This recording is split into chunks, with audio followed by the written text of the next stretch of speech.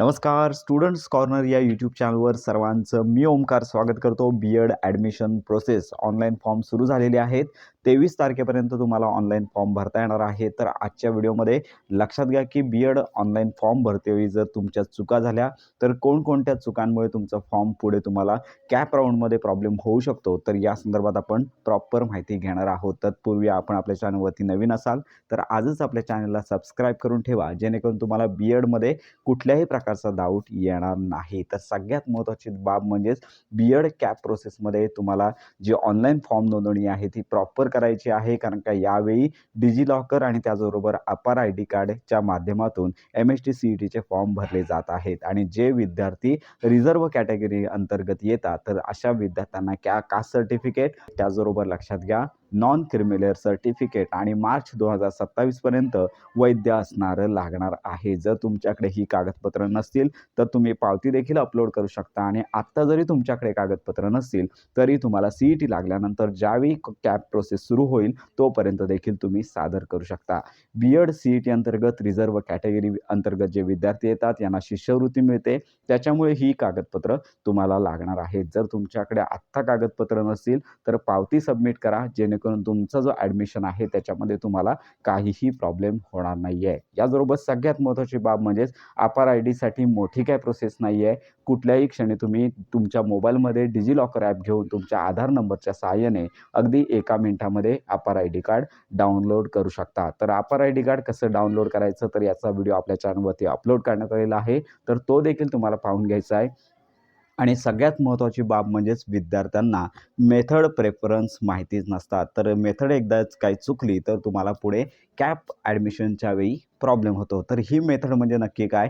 तर सगळ्यात महत्त्वाची बाब म्हणजे CETचं रजिस्ट्रेशन जे आहे, बी.एड CETचं रजिस्ट्रेशन आहे ते ग्रॅज्युएशन किंवा पदवी किंवा त्याच्यापेक्षा पदव्युत्तर पदवी असेल या बेसवरती केलं जातं. तर विद्यार्थ्यांना अंतिम वर्षामध्ये तुम्ही शिकत असलेले जे विषय आहेत ते विषय तुम्हाला या ऑनलाईन फॉर्ममध्ये टाकायचे असतात.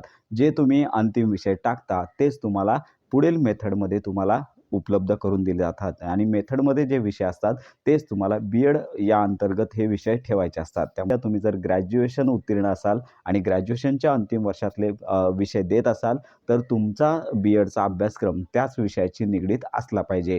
तुम्ही बी.एडला जो विषय घेणार आहात तो तुमच्या ग्रॅज्युएशनमध्ये असणे गरजेचं आहे. त्याचबरोबर काय होतं की अनेक विद्यार्थी पदव्युत्तर पदवी देखील आहे, त्यामुळे ते ग्रॅज्युएशनची नोंदणी देखील करतात आणि त्याच्यानंतर पदव्युत्तर पदवी देखील नोंदणी करतात. तर अशावेळी पदव्युत्तर पदवीचे विषय मेथडच्या कॉलममध्ये ॲड होत असतात. त्यामुळे अशा प्रकारे लक्षात घ्या, जर ज्या विषयाअंतर्गत तुम्हाला बी.एड करायचं आहे तेच विषय तुमच्या ग्रॅज्युएशनमध्ये असले गरजेचं आहे. आणि तेच विषय तुम्हाला ऑनलाईन फॉर्ममध्ये पदवी किंवा पदव्युत्तर पदवीचे विषय आहेत याच्यामध्ये तुम्हाला नोंदवायचे आहेत. तर ही महत्त्वाची बाब आहे. ऑनलाईन फी लक्षात घ्या, ओपन कॅटेगरीसाठी ₹1300 आणि लक्षात घ्या सर्वसाधारण जे रिझर्व्ह कॅटेगरी अंतर्गत विद्यार्थी येतात त्यांना ₹1000 शुल्क आकारला जातो.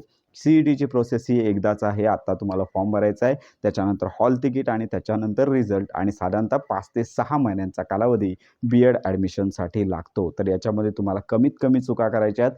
सगळ्यात प्रथम म्हणजे तुमच्या फॉर्ममध्ये स्पेलिंग मिस्टेक आहेत का ह्या पाहायच्या आहेत. जर स्पेलिंग मिस्टेक असतील तर तुम्हाला पुढे कॅप प्रोसेसमध्ये प्रॉब्लेम होऊ शकतो. ईमेल आय.डी असेल, मोबाईल नंबर असेल प्रॉपर टाकायचा आहे. आणि कमीत कमी कॉलेज ॲडमिशन पूर्ण होईपर्यंत तुम्हाला ईमेल ॲड्रेस असेल किंवा मोबाईल नंबर बदलायचा नाही आहे. कारण का सर्व अपडेट तुमच्या मोबाईलवरती आणि ईमेल आय.डीवरती येत असतात.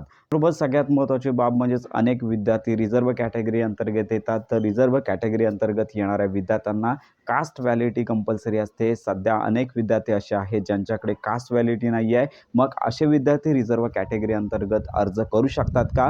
तर 100% तुम्ही अर्ज करू शकता. तर सध्या तुम्हाला कास्ट व्हॅलिडिटी सर्टिफिकेट नसेल तर तुम्हाला लगेचच अप्लाय करायचं आहे आणि साधारणतः पुढील 3 ते 4 महिन्यांमध्ये हे सर्टिफिकेट तुम्हाला मिळवायचं आहे. कॅप प्रोसेस सुरू होण्यापूर्वी म्हणजेच लक्षात घ्या, कॅप प्रोसेस सुरू झाली तर कॉलेजमध्ये प्रवेश मिळेपर्यंत तुम्हाला कास्ट व्हॅलिडिटी सर्टिफिकेटमध्ये सवलत असते. मागील वर्षामध्ये 6 महिन्यांपर्यंत रिझर्व्ह कॅटेगरीतील विद्यार्थ्यांना कास्ट व्हॅलिडिटी सबमिट करण्यासाठी मुदतवाढ देण्यात आली होती. तर ही महत्त्वाची अपडेट आहे. तर सगळ्या माहितीनिशी तुम्हाला अर्ज करायचा करायचा आहे, महिला असतील, नावामध्ये बदल असेल, तर आवश्यक कागदपत्रे, गॅझेट असेल तर यांचा वापर करून तुम्हाला जो फॉर्म आहे तो भरायचा आहे. तर ही महत्त्वाची माहिती सर्वांपर्यंत नक्की शेअर करा. तुमच्या जर काही शंका असतील तर आपल्या व्हिडिओच्या कमेंट बॉक्समध्ये नक्की कळवा. आपले WhatsApp ग्रुप, टेलिग्राम चॅनल आजच जॉइन करा, जेणेकरून तुम्हाला प्रॉपर माहिती मिळून जाणार आहे. तर अशा प्रकारे BEd CET संदर्भात खात्रीशीर माहितीसाठी आपल्या स्टुडंट्स कॉर्नर या यूट्यूब चॅनलच्या कनेक्टमध्ये राहा.